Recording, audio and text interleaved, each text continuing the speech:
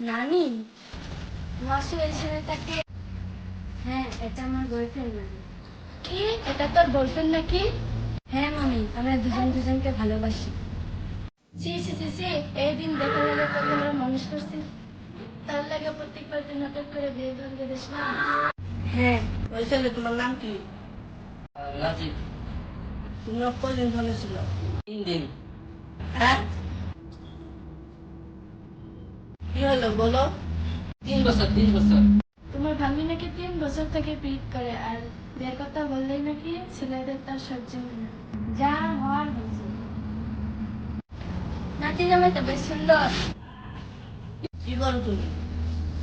এই খরচ দোকান আছে মামা, বড় শাড়ির দোকান আছে।